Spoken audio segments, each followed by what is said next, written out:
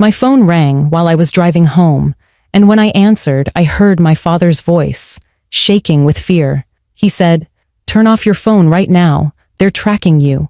Do not go to the house." I asked him who was tracking me, but he didn't answer. He just whispered, "They're already close. Do not let them find you." And the line went dead. For a moment, I thought it had to be some misunderstanding. But 10 minutes later, I looked in my rearview mirror and saw 3 black cars speeding toward me, blocking every way out. Before I continue, make sure you subscribe to the channel and comment where you're watching from, because this story is not just a warning, it's a real example of how quickly your life can change. My name is Lena Hartley. I am 29 years old, and I work as a paramedic, someone who is trained to respond calmly in the worst moments of other people's lives. I never imagined I would become the one needing rescue. For most of my adult life, I believed I understood danger. I knew how to handle panic. I knew how to stay rational, and I trusted that emergencies came with answers. But the call I received from my father that day didn't come with any answers. It came with fear, his fear, and that's what terrified me the most. My father, William Hartley, was not the type of man who panicked. He was a former intelligence analyst who saw things in the world that normal people never heard about. Even after retirement, he was always careful. He never used voice assistants, refused social media, and unplugged the Wi-Fi every night before going to bed. I used to tease him about being paranoid. But after my mother passed away earlier this year, I began spending more time with him. That's when I noticed something had changed, not just in his habits, but in his eyes. He was watching the windows more often, checking his phone less, and every time a dark SUV passed our street, he would stand completely still until it was gone. On the day everything happened, I had just finished a long shift and stopped at the grocery store to pick up ingredients for dinner. Dad had finally agreed to let me cook for him, and I was excited, almost relieved, to have a normal evening. The sun was setting as I drove through the familiar roads to our neighborhood. Everything looked quiet, peaceful, the kind of safety you don't question. My phone buzzed with a text from my brother Jason, reminding me to lock my door when I got home. He worked in cybersecurity and was always sending warnings. I glanced at the message, smiled, and put my phone back into the cup holder. A few minutes later, my phone rang. It was my father. I answered casually, expecting him to ask what time I'd arrive. But there was no greeting, no hello, only his breathing, heavy, uneven. My chest tightened instantly. Something was wrong. "Dad?" I said. That's when his voice came through, low and urgent. "Turn off your phone, right now. They're tracking you. Do not go to the house." My mind struggled to catch up. "Who is tracking me?" I asked. "What are you talking about?" I heard a door close on his end, like he was moving quickly. My father almost never raised his voice, but when he spoke again, his tone was sharp. "Lena, listen to me. If you go home, they will find you. Turn off your phone and get off the road." Then, he hung up. At first, I didn't move. I just stared ahead at the road, gripping the steering wheel, trying to process what I had just heard. Was he in danger? Was this some kind of medical emergency? Had someone broken into our home? But then my phone buzzed again. Unknown number, another buzz, then another. My father never called without reason, and he never told me to run. I lifted my eyes to the rearview mirror, and that's when I saw them. 3 black SUVs turning onto the road behind me, accelerating fast. They stayed perfectly aligned, like they weren't just driving, they were moving with a purpose. My heartbeat quickened. Everything inside me screamed that my father had been telling the truth, and at that moment, I realized I wasn't driving home anymore. I was being hunted. The moment I saw those black SUVs appear in my rearview mirror, everything inside me shifted from confusion to pure survival. They were not just cars. They were in formation, moving with synchronized precision as if I had suddenly become the center of a planned operation. My fingers trembled as I reached down and powered off my phone, my father's warning echoing in my mind. The road ahead split into 2 lanes, one leading back toward town, the other toward the highway. Without thinking, I took the highway ramp, tires screeching as I merged into traffic. For a brief second, I hoped they would continue straight. But that hope died when all three SUVs turned onto the ramp with me, closing in faster. My heartbeat pounded against my ribs like a runaway drum. My mind raced with questions. Who were they? Why were they after me? What did they think I had? My father's words repeated in my head. Do not go to the house. Whatever they wanted was not an accident. It was planned, calculated, and they were certain I would lead them to it if I kept driving home. That meant I had something they needed, and they believed I didn't know it. Suddenly, the SUV in the far left lane accelerated and pulled alongside me. I kept my eyes forward, pretending not to notice, but I could feel their presence like a physical pressure. Out of the corner of my eye, I saw a man in the passenger seat wearing an earpiece, speaking without moving his lips. He glanced at me once, then reached for something near his dashboard. Panic rose in my throat. I pressed down on the gas pedal, weaving between cars as I tried to create distance. The second SUV moved into the center lane ahead, slowing down as if to force me to brake. They were trying to trap me. My hands tightened on the steering wheel, so hard my knuckles turned white. Every scenario played out in my head. Stopping meant capture. Turning toward populated areas meant putting innocent people at risk. Listening to fear would get me killed. I had to outthink them. My mind flashed back to what my father once told me when teaching me how to drive defensively in emergencies. People watching you will always expect you to run straight home. Never do what they expect.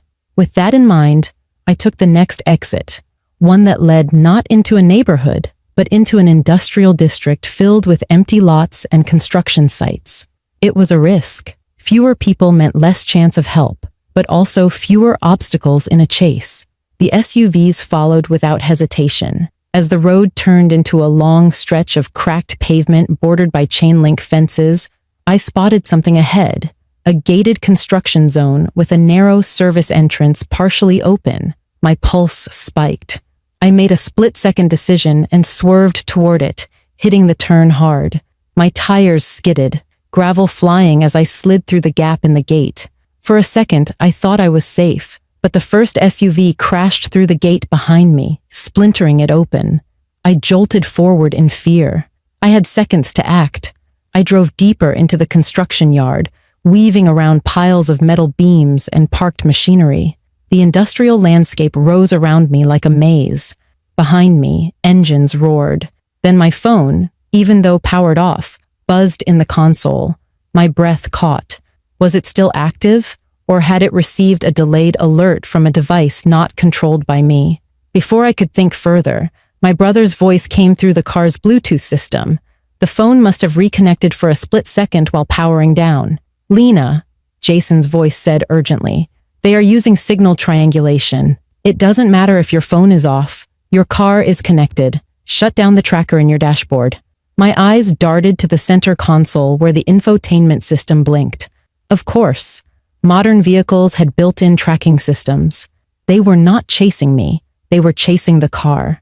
Without hesitating, I reached for the power button and held it down, the entire dashboard going dark. The navigation system shut off. Bluetooth disconnected. The silence inside the vehicle was instant and suffocating. I didn't know if it worked, but I had no time to doubt.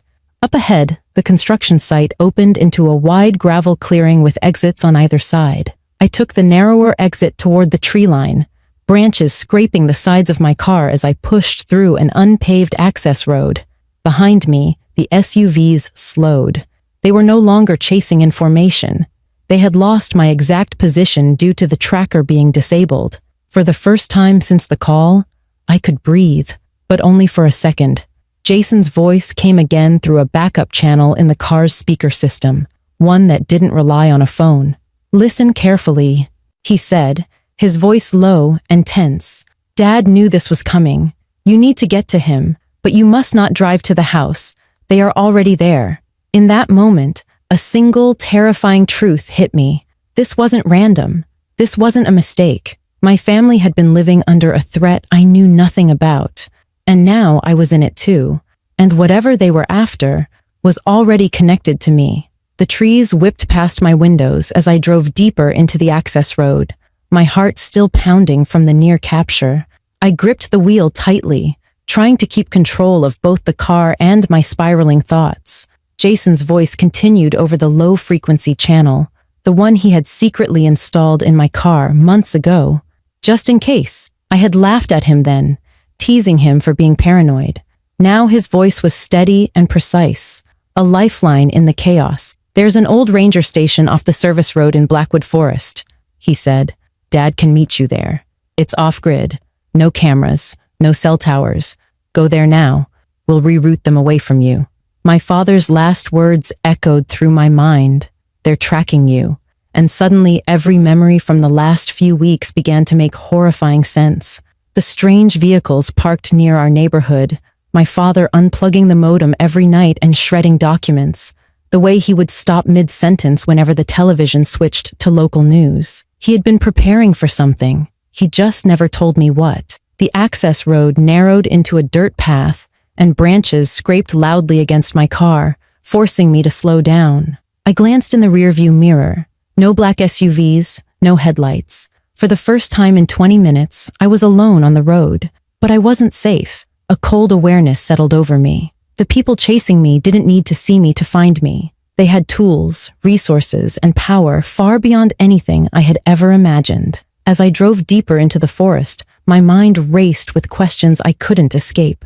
What did my father know? Why were they coming after me? And what did they think I was carrying? The ranger station finally came into view, an old, weathered building surrounded by pine trees and shadows. My father stood outside waiting, no longer the calm, composed man I was used to. His shoulders were tense, his eyes scanning the tree line, and he held a heavy duffel bag like it was more important than his own life. As soon as I stepped out of the car, he rushed to me and pulled me into his arms. I expected comfort, but instead his first words were, "Did you shut everything down?" When I nodded, he exhaled, visibly relieved. "Good. Then we have minutes, not seconds." He led me inside the ranger station. The interior looked abandoned. Dusty furniture, broken windows, old forestry maps on the wall. But my father moved with purpose. He set the duffel bag on the table and unzipped it. Inside were folders, flash drives, a stack of old hard drives, and a thick envelope. He took a breath, his voice low and controlled. "Lena, you need to listen to me and not panic," he said. "But everything happening is because of me. And now they think you have what they've been trying to find for years." My throat tightened. "What are you talking about?" I asked. My father looked directly into my eyes, and for the first time, I saw fear, real fear, behind his steady exterior. I worked for the government, but not just in intelligence. I was part of a division tasked with investigating unauthorized surveillance networks, tracking programs not sanctioned by any agency, systems with no accountability. I thought I was working to stop them, but I discovered the people running them were not foreign enemies. They were our own people. They were using mass data collection for private gain, targeting citizens, controlling information, and eliminating anyone who tried to expose them. My breath caught. But what does that have to do with me? My father opened the envelope and slid a single photo across the table. It was me, standing outside a pharmacy last week, talking to a patient. The photo was taken from a distance, like surveillance footage. He then placed another photo. This one was inside our house, me eating dinner. The air in the room seemed to vanish. My voice cracked when I finally spoke. "They've been watching me?" He nodded. "They think I passed the evidence to you. They believe you are the only loose end left. That's why they are hunting you." I stared at him in disbelief. Every sound in the forest outside felt amplified, every shadow more threatening. My father then reached into the duffel bag and pulled out a silver flash drive with a red marking on it. "This is what they're after," he said.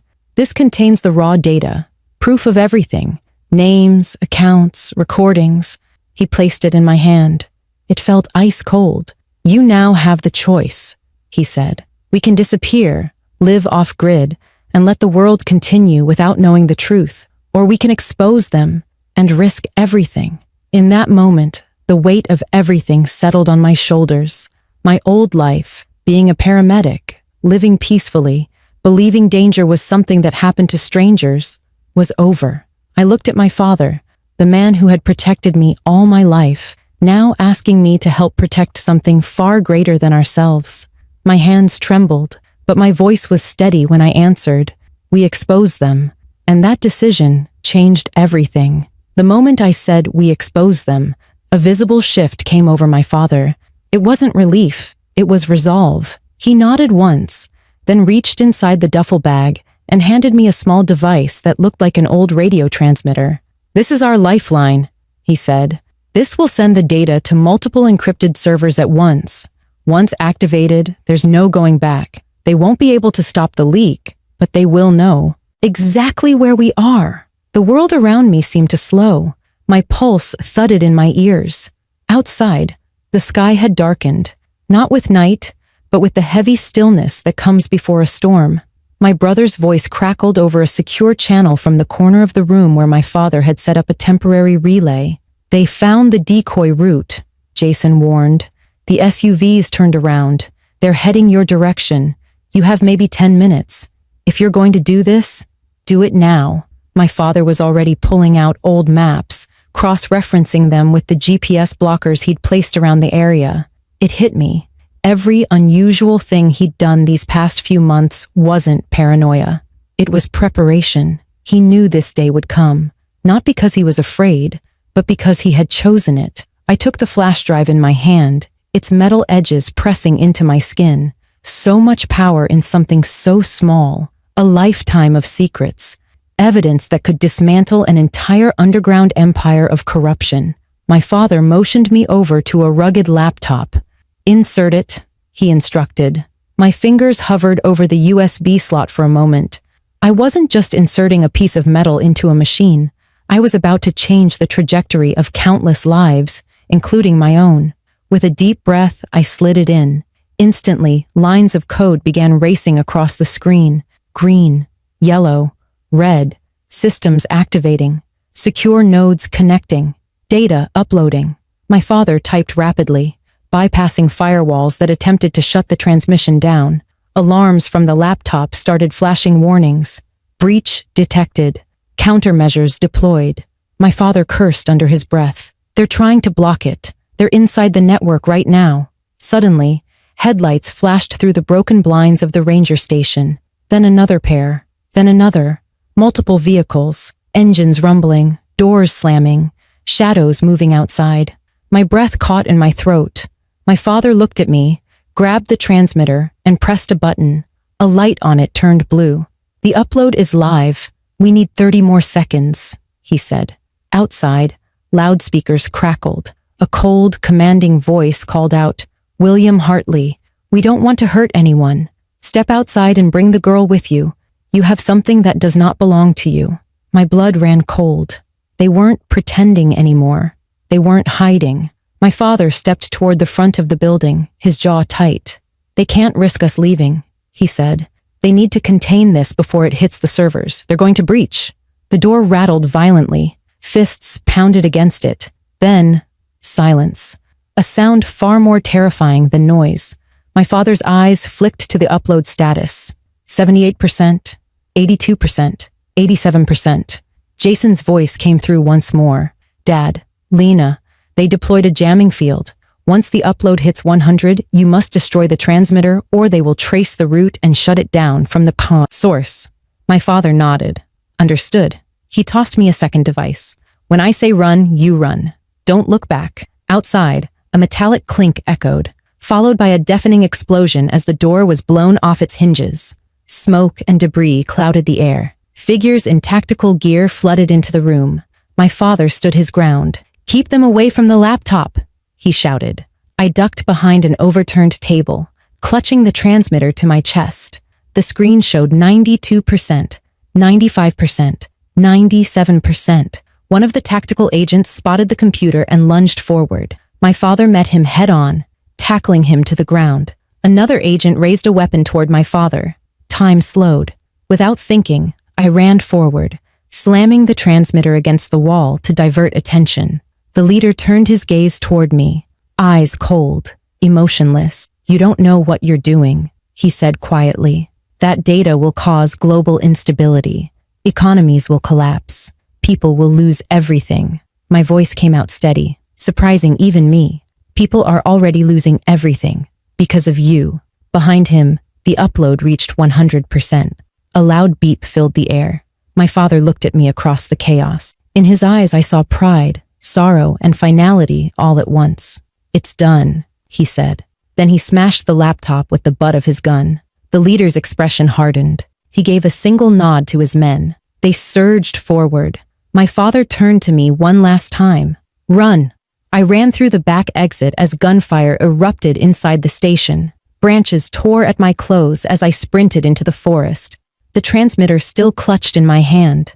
My legs burned. My lungs screamed, but I didn't stop. Behind me, the sky glowed with the lights of helicopters now swarming overhead. The truth was out. There was no going back. Everything had been set in motion. In that moment, I understood. I was not just running for my life. I was running into a new future, one where my name would be forever linked to the day the world woke up. I ran through the forest until my lungs ached, and every muscle in my body begged me to stop, but adrenaline kept pushing me forward. Behind me, the sky flashed with searchlights, and the echo of distant shouts faded into the trees. I didn't know whether my father was still alive, or if he had sacrificed himself in those final seconds, but I knew one thing with absolute certainty: the upload had completed. The truth was no longer trapped in a hidden drive or buried beneath layers of government secrecy. It was out, irreversible. In the moments that followed, the world responded faster than anyone expected. News stations across the globe were interrupted with emergency broadcasts. Websites began crashing as millions of people tried to access the leaked files. Names of powerful individuals, CEOs, elected officials, intelligence officers, it was all there, exposed in real time. Live data maps showed international wire transfers, recorded conversations, secret surveillance programs, tracking citizens without their knowledge. Social media exploded. Every channel, every platform, every screen in the world was suddenly reflecting a single truth. The people we trusted most had been using that trust against us. I found refuge in an abandoned fire lookout cabin deep in the woods, following coordinates my brother had texted me on a secure line before all networks became overloaded. When I arrived, Jason was already there, pale and shaken. The moment I saw him, I collapsed into his arms, the weight of everything hitting me at once. He held me silently until my breathing steadied. "Dad knew this was the only way," he said quietly. He knew his life would be the price. Tears stung my eyes, but I didn't let them fall. Somehow I could still feel my father's presence with me, not as a memory, but as a force, pushing me to stay strong. Over the next few days, the world transformed in a way no one could have predicted. Governments scrambled to deny involvement, but the data was indisputable. Civilian protests erupted worldwide. Some cities went into lockdown to control the public response. Investigations began, arrests were made, resignations happened hourly. The people had been handed the truth, and now history itself was being rewritten in real time. But exposure did not mean safety. If anything, I became a symbol, unintentionally, a key witness, a threat to those who remained unexposed. There was no going home. My face was already circulating online with headlines like, "Daughter of whistleblower may hold final evidence." Some called me a hero, others called me a criminal, but I wasn't either. I was just a person who chose to do what was right when the world around me had traded right for power. Jason and I were placed under federal protection, not from justice, but from retaliation. We lived in undisclosed locations, never staying in the same place for too long. Life became a series of safe houses and encrypted messages. Yet for the first time in a long time, I did not feel afraid. I felt awake, alive. There was grief in me, heavy, constant, for my father and the life I had lost. But there was also something else, purpose. Weeks later, I received a sealed letter without a name. Inside was a short handwritten message in my father's handwriting. The note said, "If you are reading this, it means you had the courage to do what I could not. They took everything from us because we saw what they wanted the world to ignore. But you gave that world a choice, Never regret choosing truth. Whatever happens next, you changed everything. I held that letter to my chest and finally let the tears fall. I didn't know where my future would lead or how long I would have to live in the shadows. But I knew this. I had honored my father's last act. I had protected the truth he died for. And somewhere inside, I hoped that one day I would be able to walk in the open world again, not as someone hiding, but as someone free. In the end, this isn't a story about fear. It's a story about awakening, about the moment you realize that the most dangerous people are not the ones hiding in the dark, but the ones standing in the light, pretending to be protectors while quietly pulling the strings of our lives. My name is Lena Hartley, and my life will never be the same. But if sharing my story can remind even one person to question what they're told, to pay attention when something doesn't feel right, then every sacrifice will be worth it.